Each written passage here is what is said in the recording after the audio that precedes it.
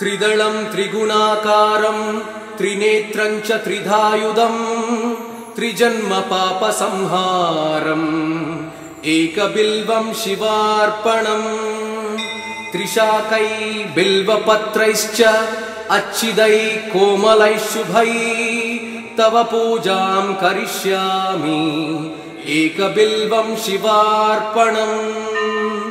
कोटिकन्या महादानं तिलपर्वतकोटयः काञ्चनं क्षीरदानेन एकबिल्वं शिवार्पणम् काशीक्षेत्रनिवासं च कालभैरवदर्शनम् प्रयागे माधवं दृष्ट्वा एकबिल्वं शिवार्पणम् इन्दुवारे व्रतं स्थित्वा निराहारो महेश्वरः नक्तं हौष्यामि देवेश एकबिल्वं शिवार्पणम् रामलिङ्गप्रतिष्ठा च वैवाहिककृतं तथा तटाकानि च सन्धानम् एकबिल्वं शिवार्पणम् अखण्डबिल्वपत्रं च आयुधं शिवपूजनम् कृतं नाम सहस्रेण एकबिल्वं शिवार्पणम् उमया सह देवेश नन्दिवाहनमेव च भस्मलेपन सर्वाङ्गम् एकबिल्वं शिवार्पणम् सालग्रामेण विप्राणां तटाकं दशकूपयो यज्ञकोटिसहस्रश्च एकबिल्वं शिवार्पणम् दन्तिकोटिसहस्रेषु अश्वमेधशतक्रतौ कोटिकन्या महादानम् एकबिल्वं शिवार्पणम् बिल्वाणां दर्शनं पुण्यं स्पर्शनं पापनाशनम् अघोरपापसंहारम् एकबिल्वं शिवार्पणम् सहस्रवेदपाठेषु ब्रह्मस्थापनमुच्यते अनेकव्रतकोटीनाम् एकबिल्वं शिवार्पणम् अन्नदानसहस्रेषु सहस्रोपनयनं तथा अनेकजन्मपापानि एकबिल्वं शिवार्पणम् बिल्वाष्टकमिदं पुण्यं यः पठेत् शिवसन्निधौ शिवलोकमवाप्नोति एकबिल्वं शिवार्पणम्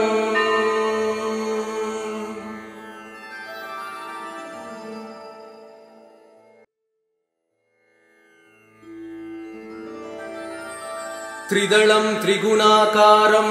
त्रिनेत्रं च त्रिधायुधं त्रिजन्म पापसंहारम् एकबिल्वं शिवार्पणम् त्रिशाकै बिल्वपत्रैश्च अच्छिदै कोमलै शुभै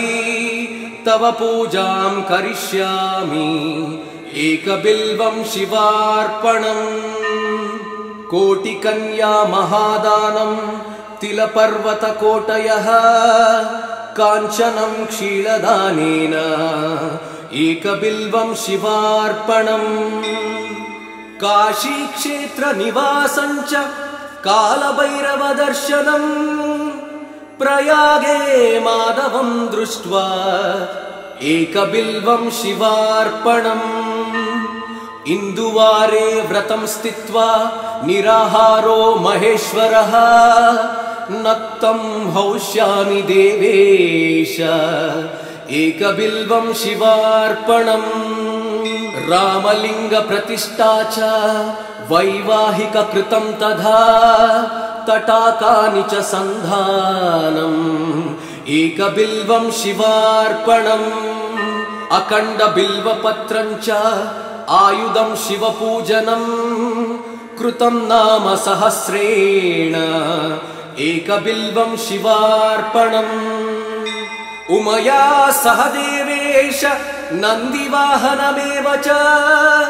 भस्मलेपन सर्वाङ्गम् एकबिल्वं शिवार्पणम् सालग्रामेण विप्राणां तटाकं दशकूपयो यज्ञकोटिसहस्रश्च एकबिल्वं शिवार्पणम् दन्तिकोटिसहस्रेषु अश्वमेधशतक्रतौ कोटिकन्या महादानम् एकबिल्वं शिवार्पणम् बिल्वाणां दर्शनं पुण्यं स्पर्शनं पापनाशनम् अघोरपापसंहारम् एकबिल्वं शिवार्पणम् सहस्रवेदपाठेषु ब्रह्मस्थापनमुच्यते अनेकव्रतकोटीनाम् एकबिल्वं शिवार्पणम् अन्नदानसहस्रेषु सहस्रोपनयनं तथा अनेकजन्मपापानि एकबिल्वं शिवार्पणम् बिल्वाष्टकमिदं पुण्यं यः पठेत् शिवसन्निधौ शिवलोकमवाप्नोति एकबिल्वं शिवार्पणम्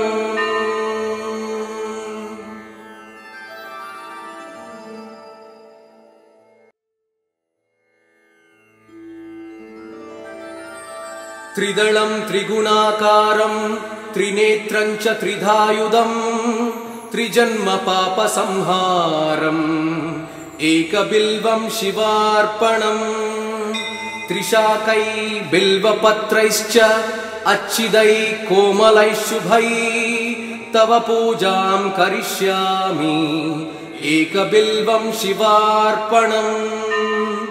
कोटिकन्या महादानम् तिलपर्वतकोटयः काञ्चनं क्षीरदानेन एकबिल्वं शिवार्पणम् काशीक्षेत्रनिवासं च कालभैरवदर्शनम् प्रयागे माधवं दृष्ट्वा एकबिल्वं शिवार्पणम् इन्दुवारे व्रतं स्थित्वा निराहारो महेश्वरः नक्तं हौष्यामि देवेश एकबिल्वं शिवार्पणम् रामलिङ्गप्रतिष्ठा च वैवाहिककृतं तथा तटाकानि च सन्धानम् एकबिल्वं शिवार्पणम् अखण्डबिल्वपत्रं च आयुधं शिवपूजनम् कृतं नाम सहस्रेण एकबिल्वं शिवार्पणम् उमया सह देवेश नन्दिवाहनमेव च भस्मलेपन सर्वाङ्गम् एकबिल्वं शिवार्पणम् सालग्रामेण विप्राणां तटाकं दशकूपयो यज्ञकोटिसहस्रश्च एकबिल्वं शिवार्पणम्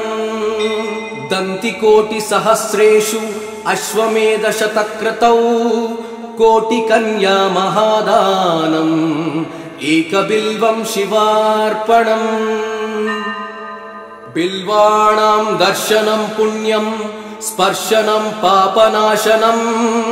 अघोरपापसंहारम् एकबिल्वं शिवार्पणम् सहस्रवेदपाठेषु ब्रह्मस्थापनमुच्यते अनेकव्रतकोटीनाम् एकबिल्वं शिवार्पणम् अन्नदानसहस्रेषु सहस्रोपनयनं तथा अनेकजन्मपापानि एकबिल्वं शिवार्पणम् बिल्वाष्टकमिदं पुण्यं यः पठेत् शिवसन्निधौ शिवलोकमवाप्नोति एकबिल्वं शिवार्पणम्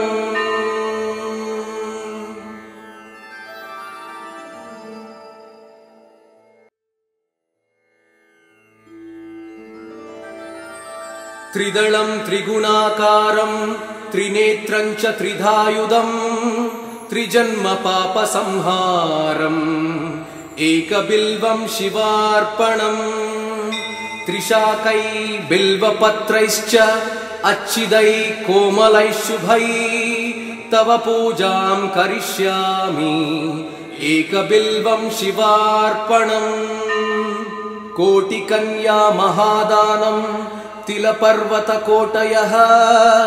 काञ्चनं क्षीलदानेन एकबिल्वं शिवार्पणम् काशीक्षेत्रनिवासं च कालभैरवदर्शनम् प्रयागे माधवं दृष्ट्वा एकबिल्वं शिवार्पणम् इन्दुवारे व्रतं स्थित्वा निराहारो महेश्वरः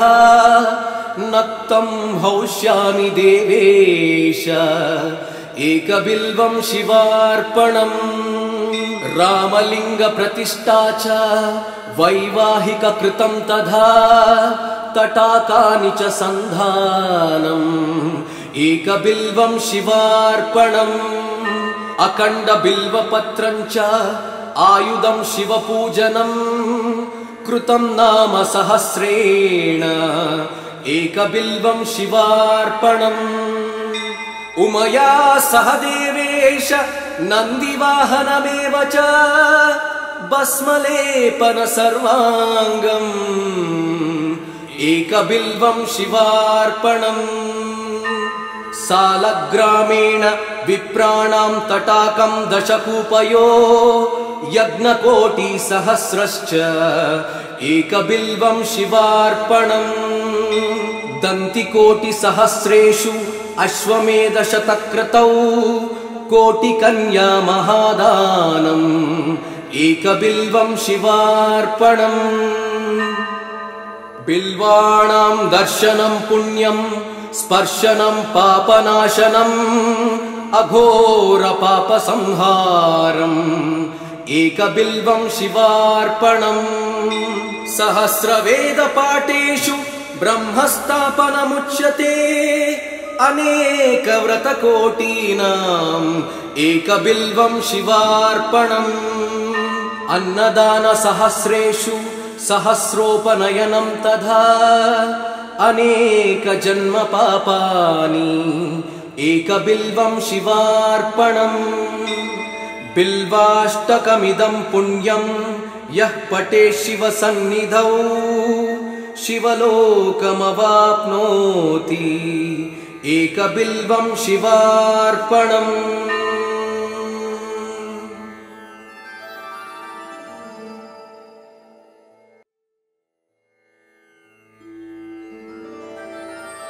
त्रिदलं त्रिगुणाकारं त्रिनेत्रं च त्रिधायुधं त्रिजन्मपापसंहारम् एकबिल्वं शिवार्पणम् त्रिशाकै बिल्वपत्रैश्च अच्छिदै कोमलैः शुभै तव पूजां करिष्यामि एकबिल्वं शिवार्पणम् कोटिकन्या महादानं तिलपर्वतकोटयः काञ्चनं क्षीलदानेन एकबिल्वं शिवार्पणम् काशीक्षेत्रनिवासं च कालभैरवदर्शनम् प्रयागे माधवं दृष्ट्वा एकबिल्वं शिवार्पणम् इन्दुवारे व्रतं स्थित्वा निराहारो महेश्वरः नक्तं हौष्यामि देवेश एकबिल्वं शिवार्पणम् रामलिङ्गप्रतिष्ठा च वैवाहिककृतं तथा तटाकानि च सन्धानम् एकबिल्वं शिवार्पणम् अखण्डबिल्वपत्रं च आयुधं शिवपूजनम् कृतं नाम सहस्रेण एकबिल्वं शिवार्पणम् उमया सह देवेश नन्दिवाहनमेव च भस्मलेपन सर्वाङ्गम् एकबिल्वं शिवार्पणम् सालग्रामेण विप्राणां तटाकं दशकूपयो यज्ञकोटिसहस्रश्च एकबिल्वं शिवार्पणम् दन्तिकोटिसहस्रेषु अश्वमेधशतक्रतौ कोटिकन्या महादानम् एकबिल्वं शिवार्पणम् बिल्वाणां दर्शनं पुण्यं स्पर्शनं पापनाशनम् अघोरपापसंहारम् एकबिल्वं शिवार्पणम् सहस्रवेदपाठेषु ब्रह्मस्थापनमुच्यते अनेकव्रतकोटीनाम् एकबिल्वं शिवार्पणम् अन्नदानसहस्रेषु सहस्रोपनयनं तथा अनेकजन्मपापानि एकबिल्वं शिवार्पणम् बिल्वाष्टकमिदं पुण्यं यः पठेत् शिवसन्निधौ शिवलोकमवाप्नोति एकबिल्वं शिवार्पणम्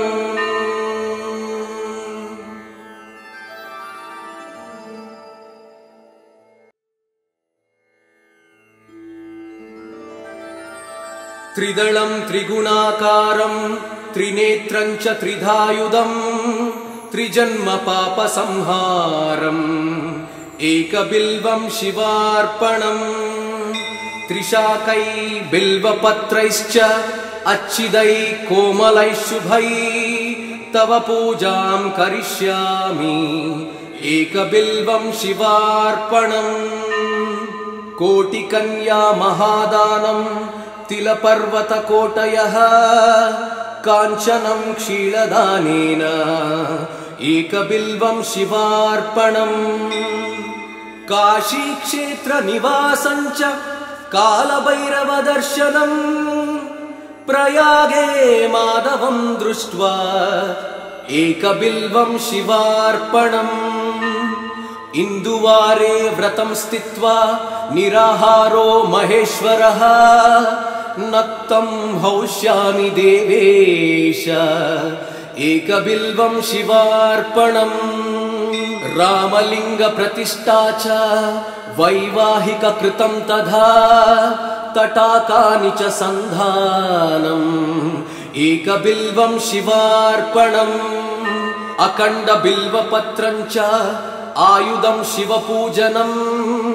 कृतं नाम सहस्रेण एकबिल्वं शिवार्पणम् उमया सह देवेश नन्दिवाहनमेव च भस्मलेपन सर्वाङ्गम्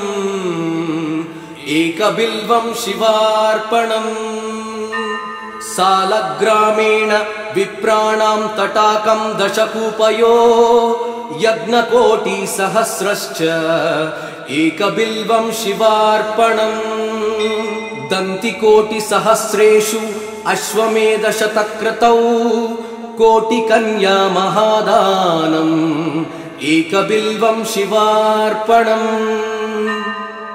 बिल्वाणां दर्शनं पुण्यं स्पर्शनं पापनाशनम् अघोरपापसंहारम् एकबिल्वं शिवार्पणम् सहस्रवेदपाठेषु ब्रह्मस्थापनमुच्यते अनेकव्रतकोटीनाम् एकबिल्वं शिवार्पणम् अन्नदानसहस्रेषु सहस्रोपनयनं तथा अनेकजन्मपापानि एकबिल्वं शिवार्पणम् बिल्वाष्टकमिदं पुण्यं यः पठेत् शिवसन्निधौ शिवलोकमवाप्नोति एकबिल्वं शिवार्पणम्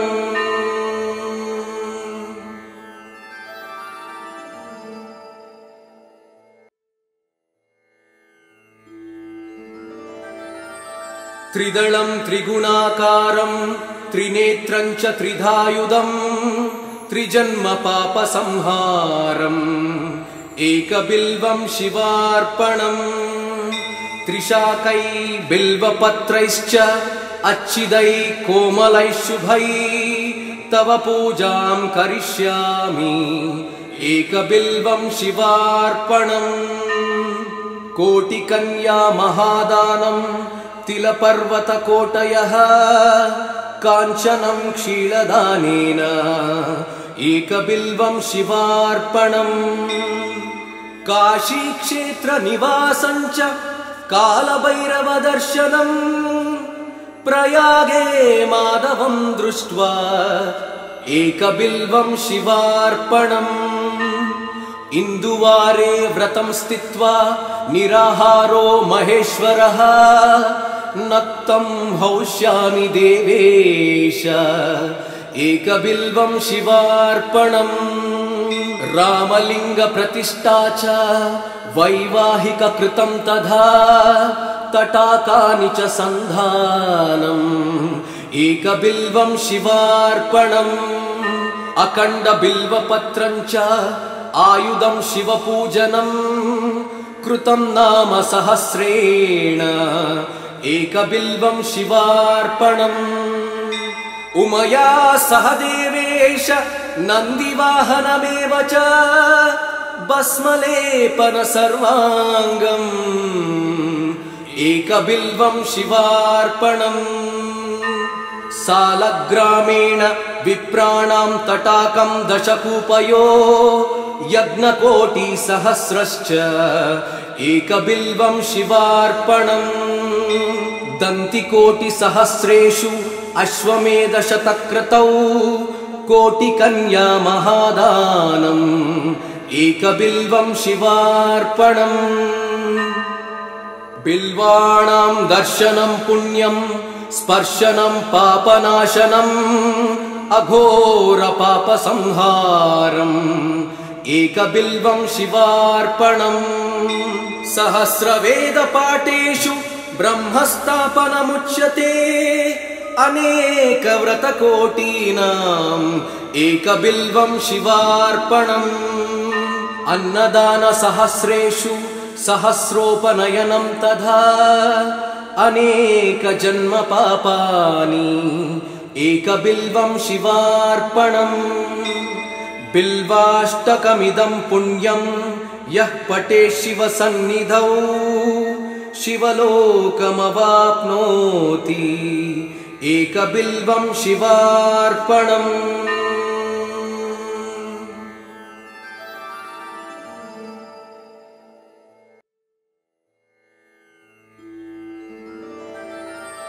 त्रिदलं त्रिगुणाकारं त्रिनेत्रं च त्रिधायुधम् त्रिजन्मपापसंहारम् एकबिल्वं शिवार्पणम् त्रिशाकै बिल्वपत्रैश्च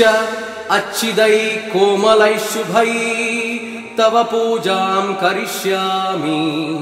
एकबिल्वं शिवार्पणम् कोटिकन्या महादानं तिलपर्वतकोटयः काञ्चनं क्षीरदानेन एकबिल्वं शिवार्पणम् काशीक्षेत्रनिवासं च कालभैरवदर्शनम् प्रयागे माधवं दृष्ट्वा एकबिल्वं शिवार्पणम् इन्दुवारे व्रतं स्थित्वा निराहारो महेश्वरः नक्तं हौष्यामि देवेश एकबिल्वं शिवार्पणम् रामलिङ्गप्रतिष्ठा च वैवाहिककृतं तथा तटाकानि च सन्धानम् एकबिल्वं शिवार्पणम् अखण्डबिल्वपत्रं च आयुधं शिवपूजनम् कृतं नाम सहस्रेण एकबिल्वं शिवार्पणम् उमया सह देवेश नन्दिवाहनमेव च भस्मलेपन सर्वाङ्गम् एकबिल्वं शिवार्पणम् सालग्रामेण विप्राणां तटाकं दशकूपयो यज्ञकोटिसहस्रश्च एकबिल्वं शिवार्पणम् दन्तिकोटिसहस्रेषु अश्वमेधशतक्रतौ कोटिकन्या महादानम् एकबिल्वं शिवार्पणम् बिल्वाणां दर्शनं पुण्यं स्पर्शनं पापनाशनम् अघोरपापसंहारम् एकबिल्वं शिवार्पणम् सहस्रवेदपाठेषु ब्रह्मस्थापनमुच्यते अनेकव्रतकोटीनाम् एकबिल्वं शिवार्पणम् अन्नदानसहस्रेषु सहस्रोपनयनं तथा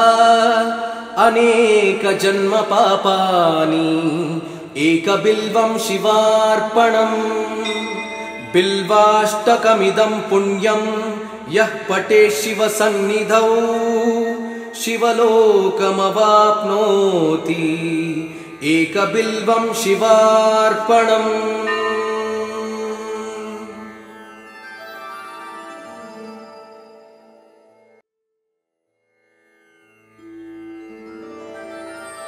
त्रिदलं त्रिगुणाकारं त्रिनेत्रं च त्रिधायुधम् त्रिजन्मपापसंहारम् एकबिल्वं शिवार्पणम् त्रिशाकै बिल्वपत्रैश्च अच्छिदै कोमलै शुभै तव पूजां करिष्यामि एकबिल्वं शिवार्पणम् कोटिकन्या महादानम् तिलपर्वतकोटयः काञ्चनं क्षीरदानेन एकबिल्वं शिवार्पणम् काशीक्षेत्रनिवासं च कालभैरवदर्शनम् प्रयागे माधवं दृष्ट्वा एकबिल्वं शिवार्पणम् इन्दुवारे व्रतं स्थित्वा निराहारो महेश्वरः नक्तं हौष्यामि देवेश एकबिल्वं शिवार्पणम् रामलिङ्गप्रतिष्ठा च वैवाहिककृतं तथा तटाकानि च सन्धानम् एकबिल्वं शिवार्पणम् अखण्डबिल्वपत्रं च आयुधं शिवपूजनम् कृतं नाम सहस्रेण एकबिल्वं शिवार्पणम् उमया सह देवेश नन्दिवाहनमेव च भस्मलेपन सर्वाङ्गम् एकबिल्वं शिवार्पणम् सालग्रामेण विप्राणां तटाकं दशकूपयो यज्ञकोटिसहस्रश्च एकबिल्वं शिवार्पणम् दन्तिकोटिसहस्रेषु अश्वमेधशतक्रतौ कोटिकन्या महादानम् एकबिल्वं शिवार्पणम् बिल्वाणां दर्शनं पुण्यं स्पर्शनं पापनाशनम् अघोरपापसंहारम् एकबिल्वं शिवार्पणम् सहस्रवेदपाठेषु ब्रह्मस्थापनमुच्यते अनेकव्रतकोटीनाम् एकबिल्वं शिवार्पणम् अन्नदानसहस्रेषु सहस्रोपनयनं तथा अनेकजन्मपापानि एकबिल्वं शिवार्पणम् बिल्वाष्टकमिदं पुण्यं यः पठेत् शिवसन्निधौ शिवलोकमवाप्नोति एकबिल्वं शिवार्पणम्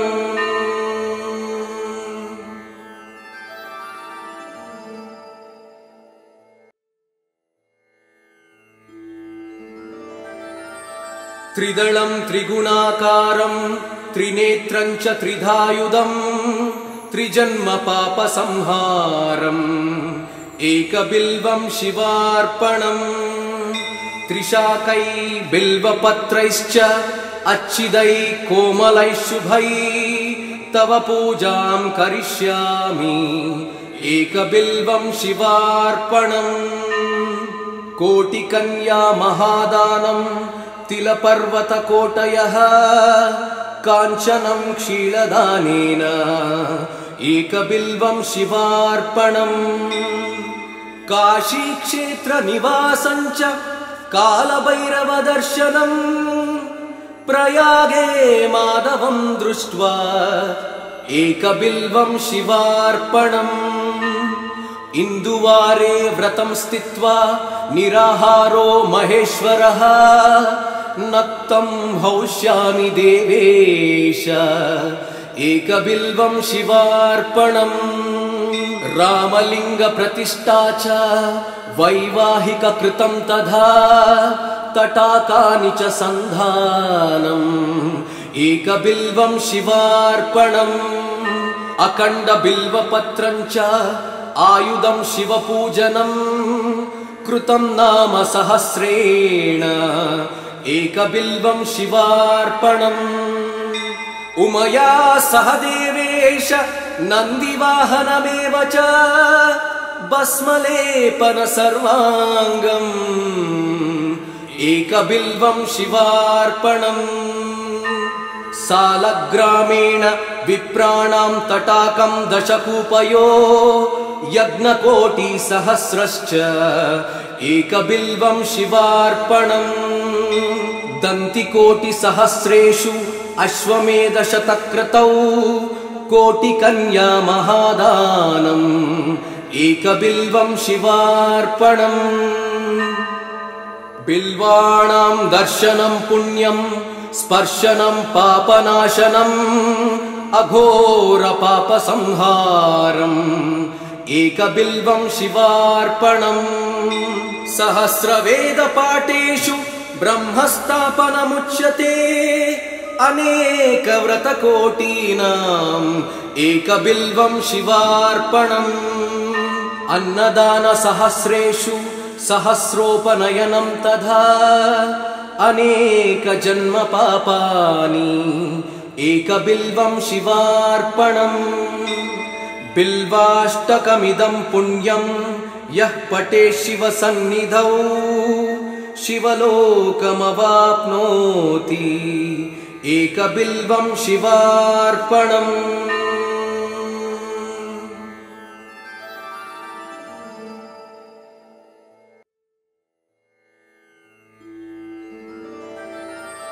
त्रिदलं त्रिगुणाकारं त्रिनेत्रं च त्रिधायुधं त्रिजन्मपापसंहारम् एकबिल्वं शिवार्पणम् त्रिशाकै बिल्वपत्रैश्च अच्छिदै कोमलै शुभै तव पूजां करिष्यामि एकबिल्वं शिवार्पणम् कोटिकन्या महादानं तिलपर्वतकोटयः काञ्चनं क्षीरदानेन एकबिल्वं शिवार्पणम् काशीक्षेत्रनिवासं च कालभैरवदर्शनम् प्रयागे माधवं दृष्ट्वा एकबिल्वं शिवार्पणम् इन्दुवारे व्रतं स्थित्वा निराहारो महेश्वरः नक्तं हौष्यामि देवेश एकबिल्वं शिवार्पणम् रामलिङ्गप्रतिष्ठा च वैवाहिककृतं तथा तटाकानि च सन्धानम् एकबिल्वं शिवार्पणम् अखण्डबिल्वपत्रं च आयुधं शिवपूजनं कृतं नाम सहस्रेण एकबिल्वं शिवार्पणम् उमया सह देवेश नन्दिवाहनमेव च भस्मलेपन सर्वाङ्गम् एकबिल्वं शिवार्पणम् सालग्रामेण विप्राणां तटाकं दशकूपयो यज्ञकोटिसहस्रश्च एकबिल्वं शिवार्पणम् दन्तिकोटिसहस्रेषु अश्वमेधशतक्रतौ कोटिकन्या महादानम् एकबिल्वं शिवार्पणम् बिल्वाणां दर्शनं पुण्यं स्पर्शनं पापनाशनम् अघोरपापसंहारम् एकबिल्वं शिवार्पणम् सहस्रवेदपाठेषु ब्रह्मस्थापनमुच्यते अनेकव्रतकोटीनाम् एकबिल्वं शिवार्पणम् अन्नदानसहस्रेषु सहस्रोपनयनं तथा अनेकजन्मपापानि एकबिल्वं शिवार्पणम् बिल्वाष्टकमिदं पुण्यं यः पठेत् शिवसन्निधौ शिवलोकमवाप्नोति एकबिल्वं शिवार्पणम्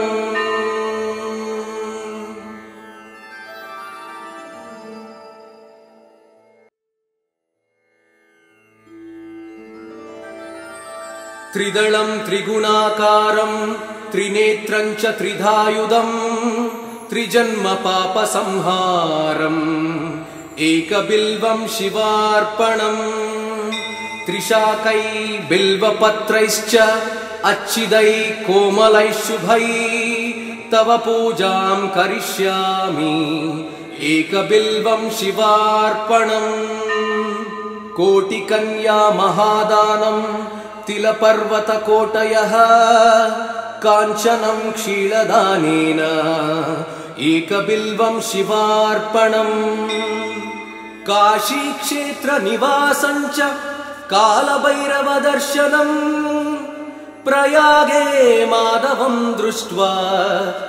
एकबिल्वं शिवार्पणम् इन्दुवारे व्रतं स्थित्वा निराहारो महेश्वरः नक्तं हौष्यामि देवेश एकबिल्वं शिवार्पणम् रामलिङ्गप्रतिष्ठा च वैवाहिककृतं तथा तटाकानि च सन्धानम् एकबिल्वं शिवार्पणम् अखण्डबिल्वपत्रं च आयुधं शिवपूजनम् कृतं नाम सहस्रेण एकबिल्वं शिवार्पणम् उमया सह देवेश नन्दिवाहनमेव च भस्मलेपन सर्वाङ्गम् एकबिल्वं शिवार्पणम् सालग्रामेण विप्राणां तटाकं दशकूपयो यज्ञकोटिसहस्रश्च एकबिल्वं शिवार्पणम् दन्तिकोटिसहस्रेषु अश्वमेधशतक्रतौ कोटिकन्या महादानम् एकबिल्वं शिवार्पणम् बिल्वाणां दर्शनं पुण्यं स्पर्शनं पापनाशनम् अघोरपापसंहारम् एकबिल्वं शिवार्पणम् सहस्रवेदपाठेषु ब्रह्मस्थापनमुच्यते अनेकव्रतकोटीनाम् एकबिल्वं शिवार्पणम् अन्नदानसहस्रेषु सहस्रोपनयनं तथा अनेकजन्मपापानि एकबिल्वं शिवार्पणम् बिल्वाष्टकमिदं पुण्यं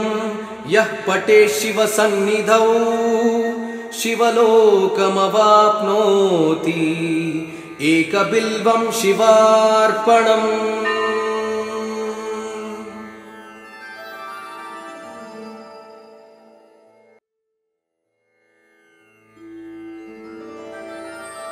त्रिदलं त्रिगुणाकारं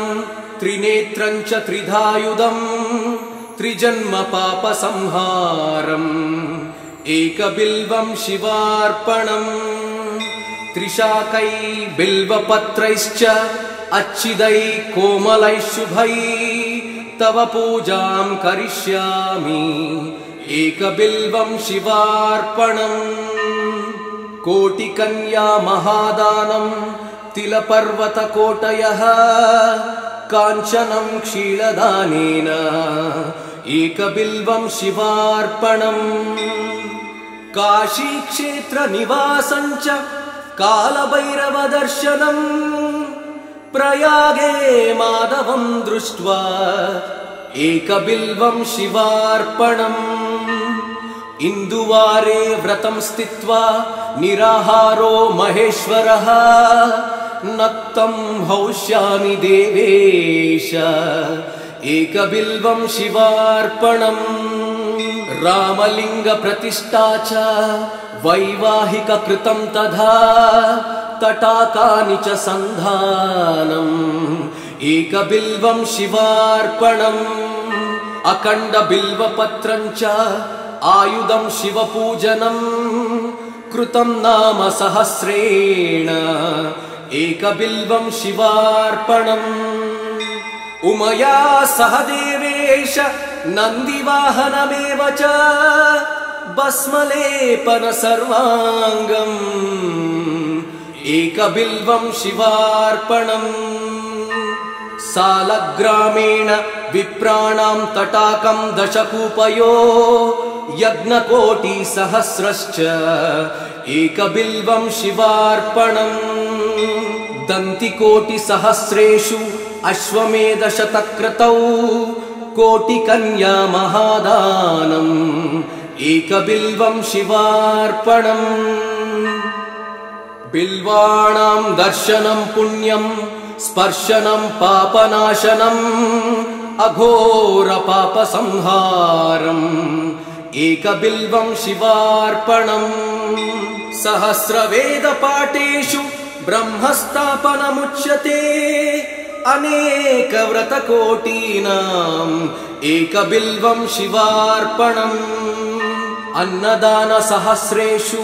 सहस्रोपनयनं तथा अनेकजन्मपापानि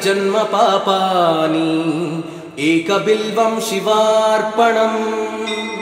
बिल्वाष्टकमिदं पुण्यं यः पठे शिवसन्निधौ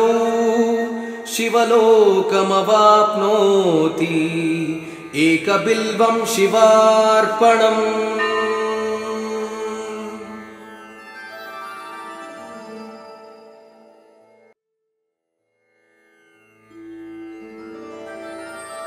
त्रिदलं त्रिगुणाकारं त्रिनेत्रं च त्रिधायुधम् त्रिजन्मपापसंहारम् एकबिल्वं शिवार्पणम् त्रिशाकै बिल्वपत्रैश्च अच्छिदै कोमलै शुभै तव पूजां करिष्यामि एकबिल्वं शिवार्पणम् कोटिकन्या महादानं तिलपर्वतकोटयः काञ्चनं क्षीरदानेन एकबिल्वं शिवार्पणम् काशीक्षेत्रनिवासं च कालभैरवदर्शनम् प्रयागे माधवं दृष्ट्वा एकबिल्वं शिवार्पणम् इन्दुवारे व्रतं स्थित्वा निराहारो महेश्वरः नक्तं हौष्यामि देवेश एकबिल्वं शिवार्पणम् रामलिङ्गप्रतिष्ठा च वैवाहिककृतं तथा तटाकानि च सन्धानम् एकबिल्वं शिवार्पणम् अखण्डबिल्वपत्रं च आयुधं शिवपूजनम् कृतं नाम सहस्रेण एकबिल्वं शिवार्पणम् उमया सह देवेश नन्दिवाहनमेव च भस्मलेपन सर्वाङ्गम् एकबिल्वं शिवार्पणम् सालग्रामेण विप्राणां तटाकं दशकूपयो यज्ञकोटिसहस्रश्च एकबिल्वं शिवार्पणम् दन्तिकोटिसहस्रेषु अश्वमेधशतक्रतौ कोटिकन्या महादानम् एकबिल्वं शिवार्पणम् बिल्वाणां दर्शनं पुण्यं स्पर्शनं पापनाशनम् अघोरपापसंहारम् एकबिल्वं शिवार्पणम् सहस्रवेदपाठेषु ब्रह्मस्थापनमुच्यते अनेकव्रतकोटीनाम् एकबिल्वं शिवार्पणम् अन्नदानसहस्रेषु सहस्रोपनयनं तथा अनेकजन्मपापानि एकबिल्वं शिवार्पणम् बिल्वाष्टकमिदं पुण्यं यः पठेत् शिवसन्निधौ शिवलोकमवाप्नोति एकबिल्वं शिवार्पणम्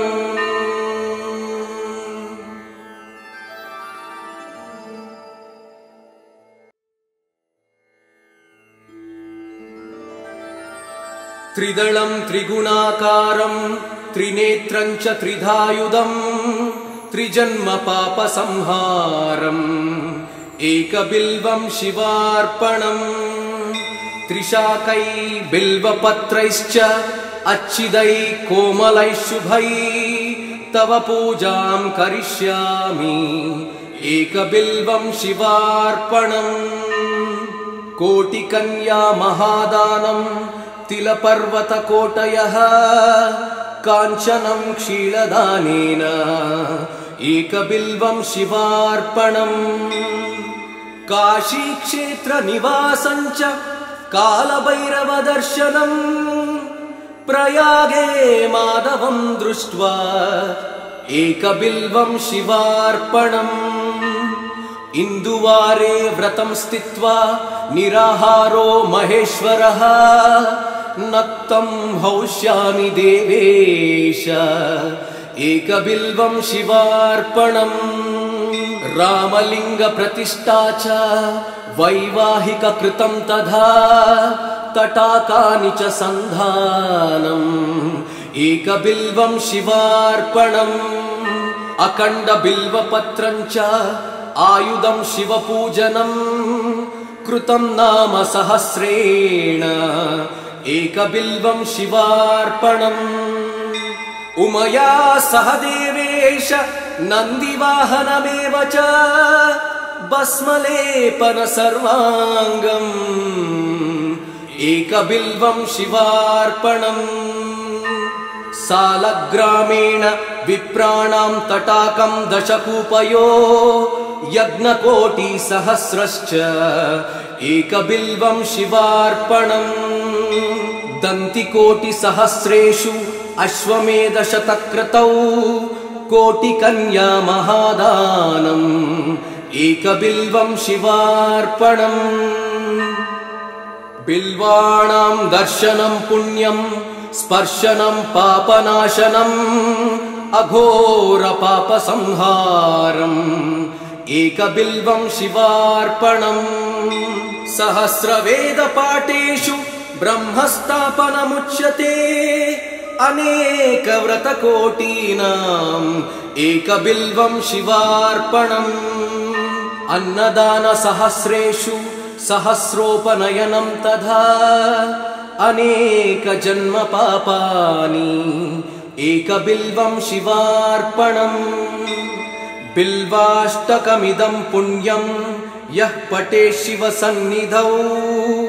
शिवलोकमवाप्नोति एकबिल्वं शिवार्पणम्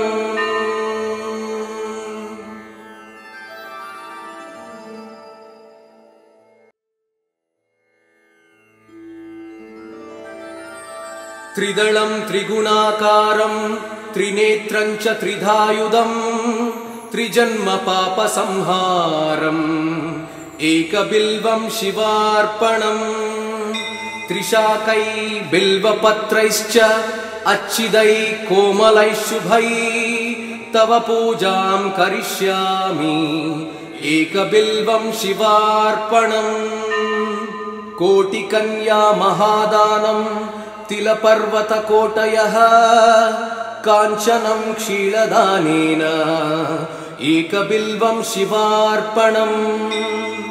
काशीक्षेत्रनिवासं च कालभैरवदर्शनम् प्रयागे माधवं दृष्ट्वा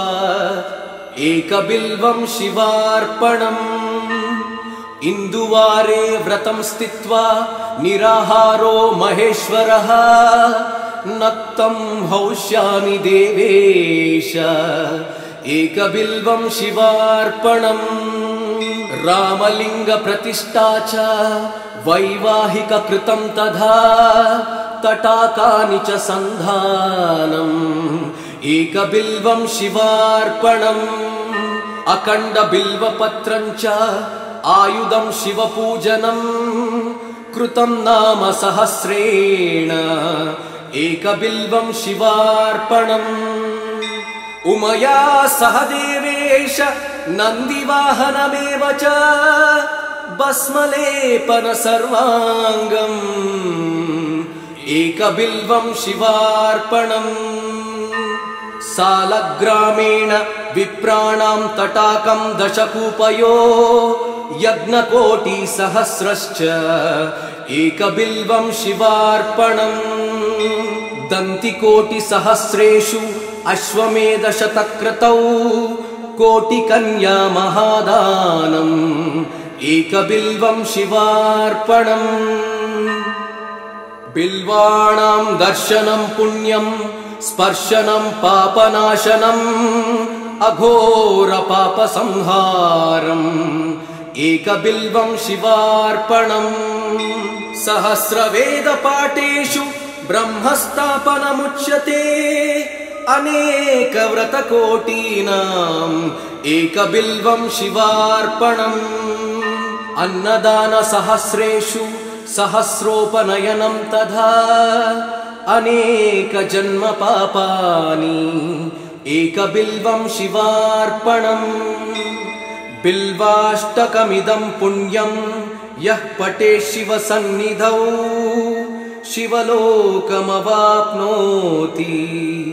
एकबिल्वं शिवार्पणम्